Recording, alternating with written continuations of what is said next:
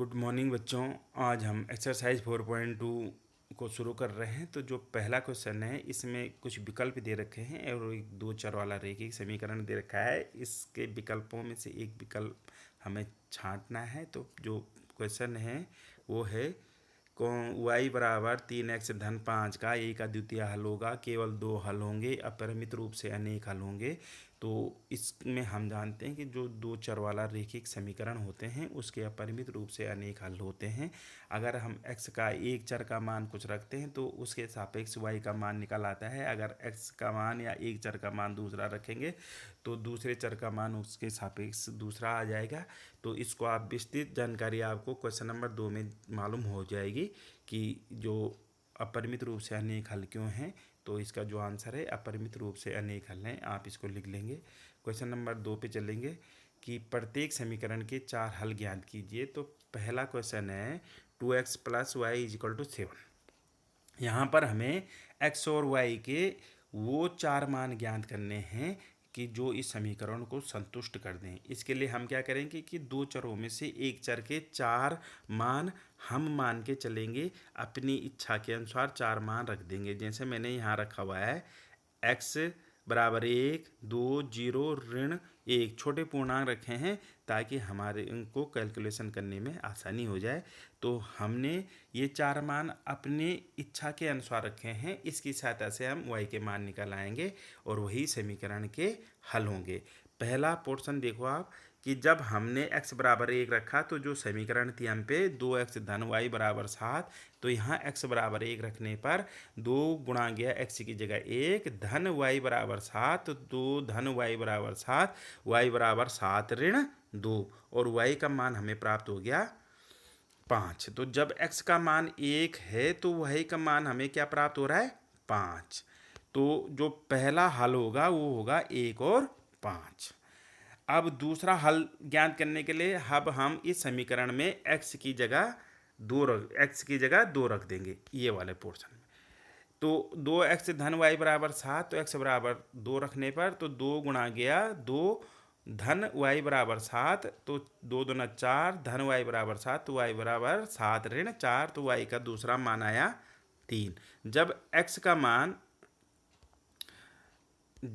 का मान 2 था तो y का मान अब प्राप्त हो गया 3। और आप इसको चेक भी कर लेंगे कि 2 और x धन y बराबर 7 को ही संतुष्ट कर रहा है या नहीं कर रहा है। तो 2 और x की जगह 2, 2 दूना 4 धन 3 बराबर 7 दोनों पक्ष संतुष्ट हो रहे हैं। इसका मतलब हमारा उत्तर सही है। इसके दो हल निकल गए हैं। पहला हल था 1 और 5 और दूसरा हल आया 2 और 3। इसी तरीके से हम अब आगे बढ़ेंगे कि x बराबर 0 रखेंगे।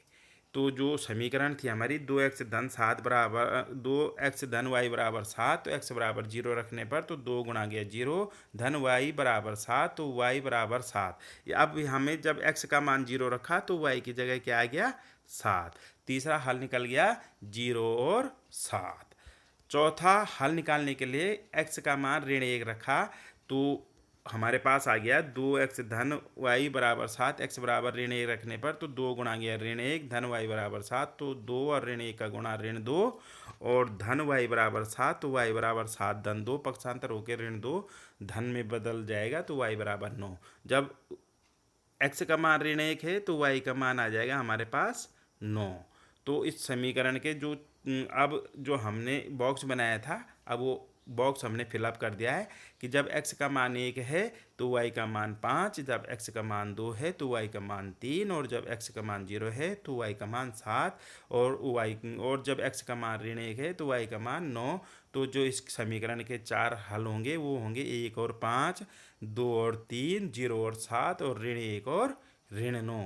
इसी तरीके के 3 अन्य पार्ट हैं वो आप स्वयं कर लेंगे। इसको देखते हुए इसको एक बार फिर से देखेंगे आप तो आपकी अच्छे से आप समझ लेंगे। इसके बाद जो क्वेश्चन नंबर 3 है इसमें भी कुछ पार्ट दे रखे हैं तो इनमें से कुछ ही मैं करूँगा कुछ आप करेंगे। तो चलो देखते हैं क्वेश्चन नंबर 3। निम्नलिखित हलों में से कौन कौन समीकरण x ऋण 2y बराबर 4 के हल होंगे। अब हमें पहला जो हल दे रखा है वो 0 और 2। इसका मतलब पहला x बराबर 0 और y बराबर 2। जीरो और दो का मतलब ये पहला एक्स के निर्देशांक, दूसरा वाई का निर्देशांक। तो एक्स बराबर दो, एक्स बराबर जीरो और वाई बराबर दो। अब हमने क्या करना है कि इस समीकरण को जो हमें दे रखी है एक्स ऋण दो वाई बराबर चार, इसका जो बायां पक्ष है इसमें हमने एक्स बराबर जीरो और वाई बराबर दो रखना है। अगर इसका मान दाएं पक्ष के बराबर आ जाएगा तो इसका मतलब ये इसका हल है। हमने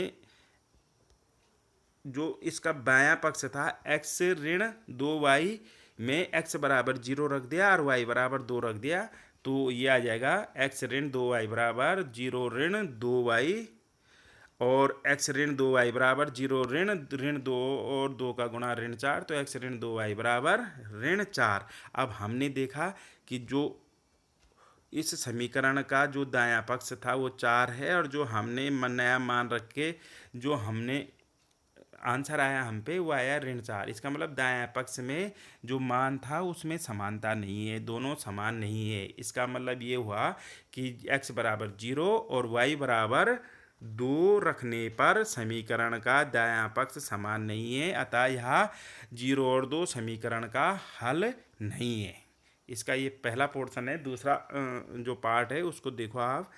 अब हमारे पास x बराबर चार और y बराबर जीरो रखने की कंडीशन है, तो तब हम समीकरण के फिर बाएं पक्ष में x ऋण दो वाई में x बराबर चार और y बराबर जीरो रखेंगे, और हम इसको रखने के बाद आया हमारे पास x की जगह चार ऋण दो गुणा गया y की जगह जीरो, तो x ऋण दो वाई बराबर चार। अब हमने देखा कि इसका जो समीकरण का मूल समीकरण का जो दायां पक्ष था चार है, और जब मान रखे तब भी चार आ रहा है। इसका मतलब इस जो x बराबर चार और y बराबर जीरो रखने पर समीकरण का जो दायां पक्ष का मान है वो समान आ रहा है, अतः चार और जीरो समीकरण का हल है। इसका एक पार्ट मैंने छोड़ रखा है, वो आप स्वयं करेंगे, बहुत इजी है। आप एक आध बार वीडियो और देख लें और बहुत ही अच्छे तरीके से इसको करें। घर में रहें, सुरक्षित रहें। बाय।